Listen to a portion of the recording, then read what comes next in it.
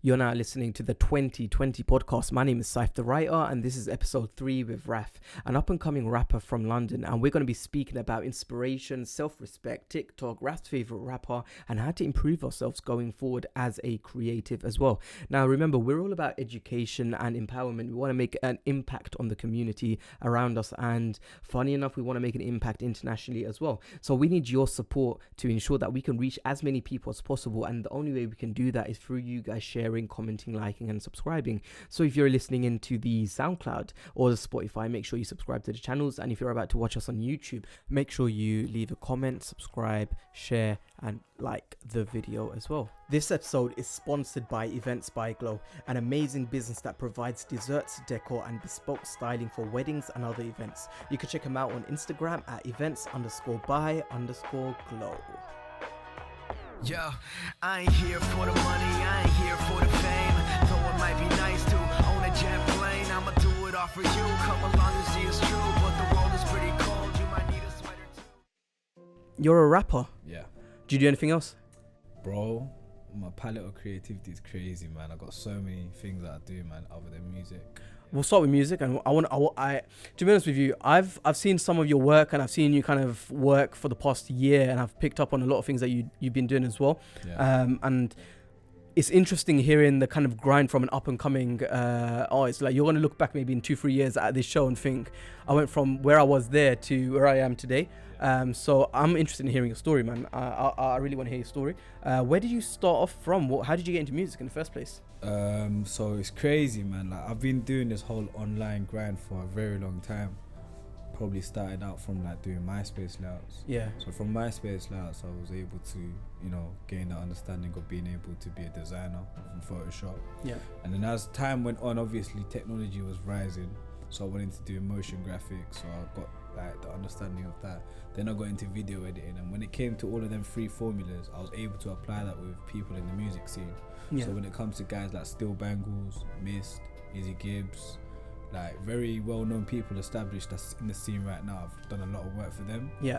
And from seeing their experience on stage, like prime example, not even prime example, but majority of artists will be taking me to their shows, like Big Narstie and all these guys. Yeah. And when I see their reaction, how they're performing as so they've artists, taken you to shows. Yeah. Wicked. So Leeds Festival, Reading Festival, Awesome. Detonate, like number of festivals and just shows. And just when I go to these shows and I'm just seeing the way they're portraying themselves as an artist and establishing themselves as an artist, as a brand, I'm seeing them have a relation towards their how can I say, their supporters and just people that just like their music. I'm thinking, yo, this is something that I want to implement within my creativity, because there's so much on my mind that I need to get out. There's answers and questions that I need solved, and I need to find the answers. And you're experiencing it literally firsthand in the field. Yeah. And this was all when I was behind the camera. Yeah. So then through that experience, I told myself one day, like, you know what? I told myself, like, bun this, like, I'm just gonna do music, like. And when I told some of my friends on page, they were just looking at me like, you know what I mean? Yeah. Like, where did this come from all of a sudden? That was last year. That was like, a year and a half ago, innit? Okay. Because this was just me prepping and getting into writing and stuff like that. Yeah. Bearing in mind, I've never done no music, so I'm coming from scratch. I never knew how to articulate words properly into lyrics. I never knew how to do punchlines, metaphors. And when I just told myself I'm just gonna go do it, like, the response has been amazing. Because I started off from doing like Instagram freestyles, and some of my freestyles went. That's where I picked viral. you up from, Instagram freestyles. Yeah, it's crazy, man. Like, and then, for example, I'd be looking at trends and what's going on with reality right now. So say, for example, X-Men films coming out or Marvel Avengers film coming out. So you get the punchlines ready from there. Yeah, I had the punchline, and I was baffled at myself. Like, raw, how am I writing like this? Yeah. How am I able to put two things like this? Like, I was baffled myself, but I didn't know. You've completely changed the zone that you're in. I'm going to compare it very quickly. It's like everything I'm doing right now, but when I'm in my writing zone and I'm writing a novel, I'm picking up on every other author. I'm picking up what they're doing, the little skills they're using, and how I can, like, things that will go over a normal person's head, but for an expert in writing, they're like, yeah, you know what, you hit this box. Same with music, I'm assuming as well. The punchlines, the metaphors, and I mean, that zone that you've kind of got yourself into, it's a version of you. You went from having a media version, having a person that is behind the cameras and editing, which is sick. that you're doing that because now you've got the basics and you know how to pump your own content as well. But you're also watching what's going on Instagram. You're following a few people that, to be honest, we learn from all the time just from watching other people, right? Who do you watch that you'd say you learn from a lot? We were speaking about him earlier, Gary V. Yeah. Someone that, you know, I find loads of gems from. Gary V. I don't know why. I think 3 podcasts that I've recorded have all mentioned Gary V. Yeah. It's like he's having that much of an impact on the people, which is it's amazing. It's actually really good. His impact to society and the new generations is really refreshing. It's given a clear clarity. He's not like, I don't want to try, you know, gas it too much, but like the way he says stuff is just so straight. He don't cut around the corners. Straight, very frank, and just says how it is. But obviously, besides Gary Vee, there's so many other people. Not just that, it's like motivational pages where they'd be saying certain quotes. Pages that I gain a lot of inspiration from. I gain inspiration from my family, my friends, what's going on in and around of the city, you know, what's going on with the trends right now. Just so many elements, because you know what it is, I make sure that I get myself out of the house every day to see what's going on with society and what I can take in and what I could implement within my music or just other avenues of what I've been doing creatively. So it's deeper than music, man. It's crazy because I feel like people just, when they see an artist coming up, they just feel like they're just doing it for the clout. I've had that kind of bash towards myself, and people just think, oh, he just wants a bit of Instagram fame and that. Nah, it's like what I've managed to do in the space of 9 months is actually crazy. I've done a headline show alongside one of my friends. I've been booked out for so many other shows. Imagine I was on a show with Arjun like literally 2 weeks ago. This is someone that I was at Amela doing photography not for, but I was just there doing photography, innit? And he was there, and for me to be on the same stage that he with just performed. There's a lot of staples in the in that Asian scene. People that I've grown up with, like since probably college days, even secondary school days. Arjun being one of them, Rackstar being another one. Like staple people that have been around for a while, and our generations looked up to a lot. So 100% I know what you mean when you say like you're traveling with some of them, or you're shooting videos for some of them, or you're there in the presence of some of them, and then suddenly you're there on stage with them as well, which is mad as well. I'm gonna ask you a few things about because you're very attentive to social media. I'm gonna ask you a few things about that because I think, forget even just ourselves, but people that are young and up and coming, people that want to get into music, or people want to get into a creative field, because you didn't start with music. So what things would you say that you should look out for but also be wary about on social media? What things are problems for the youth, but also things that they can really elevate their game with at the same time? From my experience, one thing I would definitely say to upcoming people is just be yourself. Do you know what I mean? Don't try to emulate or copy other people. Try to find elements of other people, take it with a pinch of salt and apply it to your own way, and then give your own way of like portraying that kind of style. And then slowly in due time you'll slowly find your algorithm of how to put your stuff online. Do you know what I mean? And I feel like a lot of people are starting to blame social media in the sense where, like they've changed up the algorithms, the tempos are moving mad. End of the day, if you're making good content, good music, good images, good videos, people are going to change the algorithm around you. Exactly. And I feel like people need to take that on more, because I feel like a lot of people are like, how can I say, man, they're complaining. Too many complainers out here. Too many people. They want it easy. They want it easy. They're not really willing to. And it's crazy because see my perspective on people, innit? Like, not trying to burst my own bubble, innit, but I can gauge from someone whether you're actually a grinder, whether you're willing to die, genuinely grinding, really die for what you stand for and what you're trying to put out. Do you know what I mean? And I don't beat around the bush. If I feel like someone's just wasting my time, I'm not gonna be forward with them like, oh yo, you're wasting my time. Nah, I'm man. 100%. You do your thing, I'm gonna carry on mine. And sometimes I feel like it's the best way to do that, because then when you cut yourself away from certain energies, it allows you time to evolve and understand yourself better and gain a level of patience. You know what I mean? And with that level of patience, you're able to apply that to your own creativity. Just how like we're doing right now, having a good conversation, talking about energies and talking about what we want to do for the future. Because you came across, even myself, from Instagram or from social media anyway. So based on what you said on your logic, then when you came across the podcast, what were you kind of thinking at first? I thought it's definitely something good, something that we need, something the scene needs, something that the internet needs, innit? Do you Yeah, know what I yeah. mean? We need more of this stuff because then people can come on here and voice their opinions on certain Yeah. topics.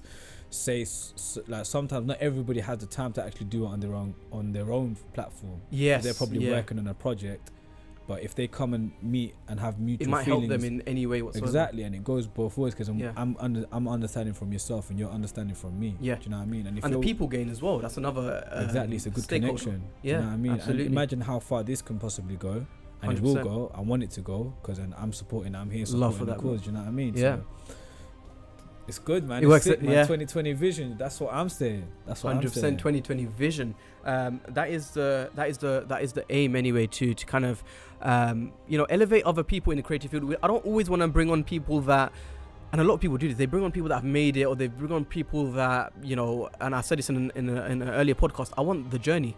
I'm more interested in the journey. I'm more interested in your challenges, your hurdles, because that's where other people are going to gain from. They're not going to gain much if you sit here and talk about how you've Your made accolades, it. Your accolades and stuff, because it's so unrelatable for the It's average youth. how you got there. Exactly, that's the grind is amazing, and I think that's why I liked a lot of Gary Vee's content, because he always spoke about what he was doing before and how he got here, rather than sitting there thinking I'm just gonna talk and I've already made it and here's my office, kind of thing. Let's talk music. Favorite rapper at the moment? Man, UK based, and then maybe international as well. Okay, international, like it sounds so generic, but yo, Drake's the guy, man. He's the GOAT. Right now, I say Drake. The only reason why I say Drake, Money in the Grave. Yeah, mad. Money in the Grave. And I think that's the only one I've liked recently. That I was his like, new tune with Sway Lee, he came different on there, man. Do you know what I mean? It's just seeing him go differently on a variety of different styles is good to see. People didn't get it at first when nothing was the same came up. But he has got so many styles, right? People aren't gonna like every single one, but he's got himself out of that comfort zone. So how about this then? I'm a writer. Yeah. So when it comes to music, and especially rap music, I am more interested in lyrics than the music. Well, I like the music, but the lyrics for me is everything. Right. So we're going through a generation of mumble rappers, and then last year Eminem put out his Kamikaze album. Was it this year? He put it out, the Kamikaze album, and he took the mumble rapping and the proper lyrical rappers by storm, and he started shouting out some really big names and stuff like that. And to be honest, I've always been interested in those kind of rappers than the mumble rappers that you have today. That's just me as a writer personally. So from Logic to Hobson to Joyner Lucas and Eminem, and many more out there that are doing that as well.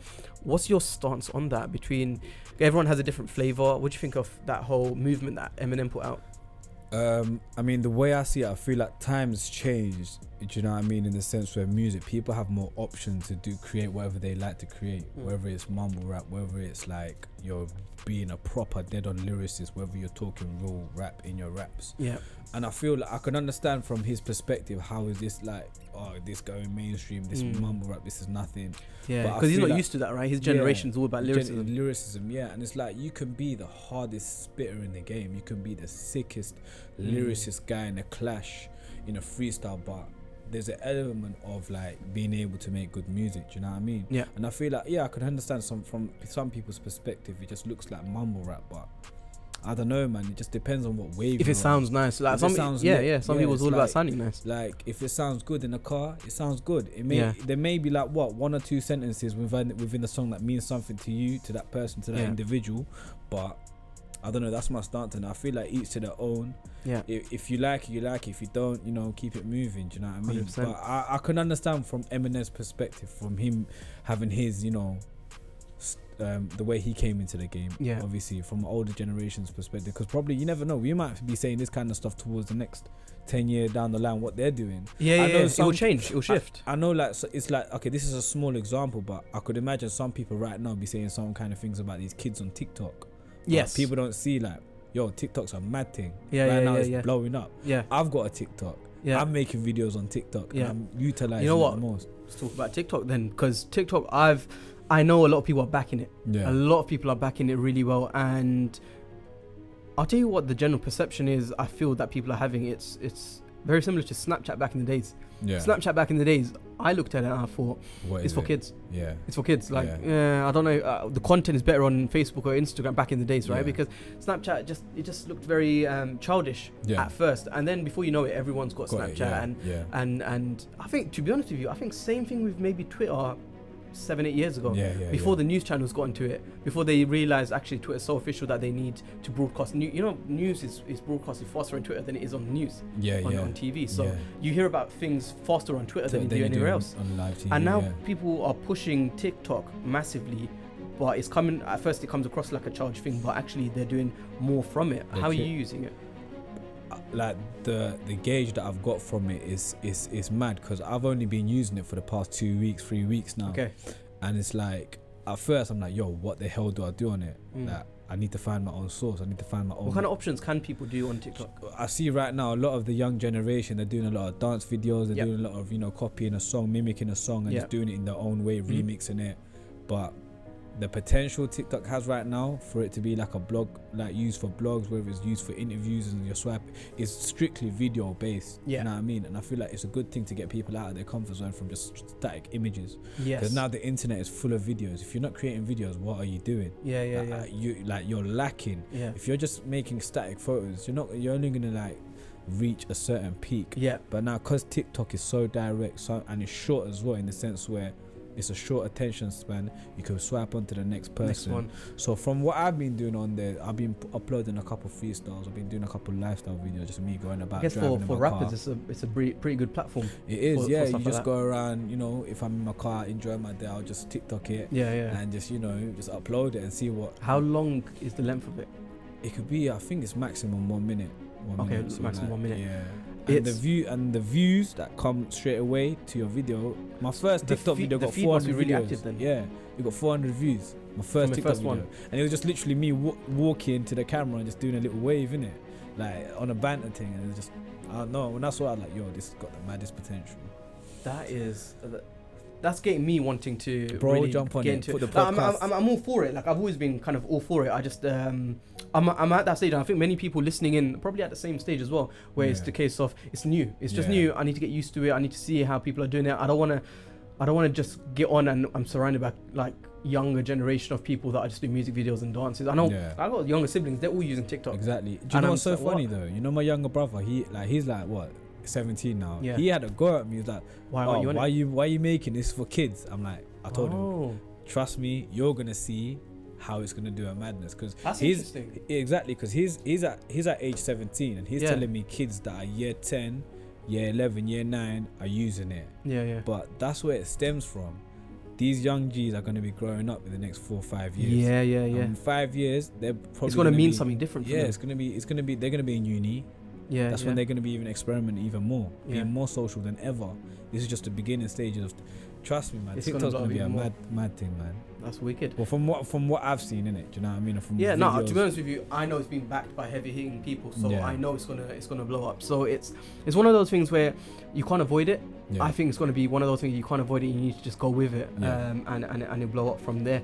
And your next year, you're looking to get yourself out there a lot more. What's your plan that you want to share? So obviously, like these past few months this year, I've been recording so many tunes. I've got like a whole catalogue of tunes to choose from, and I'm trying to be more strategic with my music moves. I'm trying to put out like from now till the end of the year, I'm putting out as many freestyles as I can. It's like I'm gonna upload a freestyle probably in like an hour or two that I've got. A new one? Yeah, on my Instagram. Can I listen to it after? Yeah, of course. I'll show you, man. It's lit.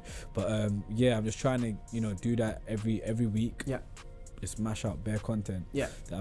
Then when it comes to next year, I want to try to film my music videos before next year even comes. So all I need to do is just drop it next year and then work on the new music that I want to put out the following year next year. I don't know how to explain it. You got a project going on, right? Yeah. EP? Yeah, so potentially putting out an EP next year. Yeah. Yeah, man, just let it until from there. But I'm definitely looking to go to Toronto next year. I'm going to New York next year. I want to try to put myself out there in New York and let people take in UK music. I'm not trying to sell myself short in the sense where I'm trying to adapt to undervalue yourself. Yeah, I want them to take in UK music, strictly UK rap, and see what their take is on it. Because we've had a few other Asian artists that recently gone to New York. And did their part in New York as well, and I think exposing a lot more of a foreign audience to our style of music, where it's like they would never have heard about it. Especially like your style of music, I can tell is very different as well, for them to hear. Exactly. For those guys down there to hear. Yeah. How important do you think it is to travel and meet people in other experiences, like other cultures, other countries? Important, man. It's so important. For yourself? For my bro, it means I have to do it. I cannot not do it. I have to do it, man. Yeah. The only reason why I say that is because people need to understand that there's people on the other side. There's a life out there that lifestyle out there. And you're gonna find a relation towards it. You're gonna understand it. You're gonna, me and him actually got something in common. Yeah. What he said there, I felt that at some point in my life, and that might be like a pinnacle moment that I'm gonna remember for the rest of my life. Whether it's a lyric, whether it's a video, whether it's something from this podcast, you never know.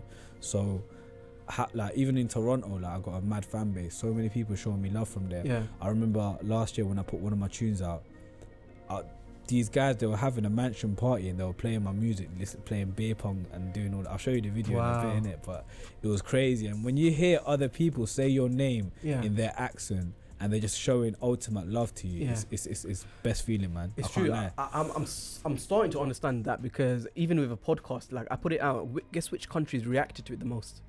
I don't know, bro. Tell me. I know there's about 195 countries out there. Brazil. Brazil. So I don't know why. Mad. I don't know why Brazil. But then the state. Well, it's not a country, but Dubai. Okay. Yeah. So those two places, and obviously London as well. Like London, obviously shows a lot of mad love. But Dubai and Brazil, I didn't expect it like that. Brazil was just like foreign to me. I don't understand why, but I don't know. Maybe things that I'm saying there that I don't understand. The culture is actually resonating with right now, and it's connecting with them. And I'm just thinking that's quite clever, because then I know. You've got a base there. I've got. If I'm targeting my base in London, and then by default or by coincidence I get Brazil as well, that's just bonus for me. Everything is just bonus for me from there. And it'd be sick to just take the podcast out there and just do something down there as well, man. Yeah, even traveling with podcasting is amazing idea. Like you go on tour, maybe I might send you a few people to kind of get your content as well, and then we plug it on the show as well. 100%, bro. I'm down. Take a few people to follow you, get you some content, get us some content as well. And it's important as well, not just to have the international kind of audience, but even UK based, even traveling around the UK, starting off local and then going global, using without even being signed. Yeah. Without having that massive backing, everything down on you, which is more difficult, but it feels better. It feels much more better because you have quality control, man. Yeah, exactly. You don't have like everything. Not that I'm trying to, give a negative aspect towards labels. There's always good things about both sides, yeah. There's always good and bad, but I just feel like me as a creative, I don't like that pressure in the sense where, I'm meeting a deadline. It's not creativity if there's a deadline to it. You have to do things in the right time. Especially if you're working hard enough. Yeah, man. Yourself, yeah, it's like you really have to like let things happen naturally, because when you feel like, one thing I say about this year in UK music, I wasn't so pleased with UK music this year. The reason to why, obviously there's some acts that were doing sick, but the reason to why I personally feel like there was a lot of branding and packaged and given this year. There wasn't no nice marinade to it. I'd say last year, the 2 years before that, like from 2016, there was a nice element of gravitating towards UK music, innit? Yeah, there was. Yeah, do you know what I mean? Because it was emerging. We're starting to see things happen. Drake's co-signing the film. Yeah, a lot of international involvement. Exactly, and now it's like I'm seeing like things are just getting too branded and packaged, because any label is just seeing like a young individual who's got mad followers. Let me just take him on, put a song on, slap it on, and put it out there and see what it does. It's like, I don't know, man, it's crazy, innit? But that's my perspective, my personal perspective on it. But yeah, I like being independent because I have creative control. If I was ever to get into a deal, I'd like to do like a distribution deal. Yeah. Distribute my stuff out there as much as you can. But I need full control of what I need to do, because like we were talking earlier before we started the podcast, like I've been doing everything independently. I edit my own music videos, my own covers. I coordinate everything myself, innit? And it's only going to be a right time when someone understands my infrastructure, then that's when I can hand it over to them, like, look, I need it done like this, that. Then it just works well for everyone, do you know what I mean? If you don't have a good team of people, even if you're just having good conversations with a good team member, do you know what I mean? You can only go one way.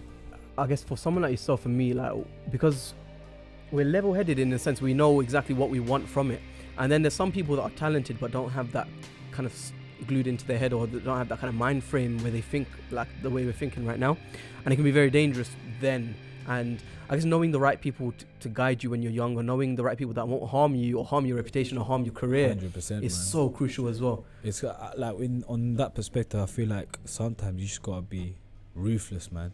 You just gotta be ruthless and not care what anyone else thinks, man. Yeah. I can understand from a certain background and certain you know, heritage in it. Sometimes it may be, you know, you have to look over your shoulder a couple of times. Yeah. And see who's watching you and whatnot. But sometimes it's a case of, yo, just not care in the world and just do you. You know what I mean?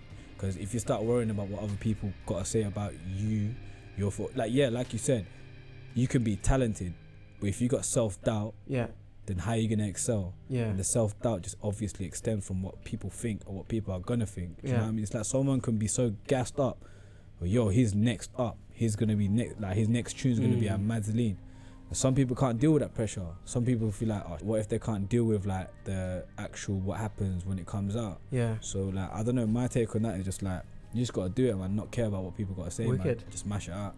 Awesome, man, bro. Thank you so much for coming down to us. I'm sure we'll work on a few more things down the line as well. But man. Good luck to all your work as well, man. Yeah, and send me some of your tunes. We'll definitely get a lot more people more familiar with you, because right now you're at that growth stage. You want to pump as much. So we're here doing that, man. Supporting other creative people, and that's what we do.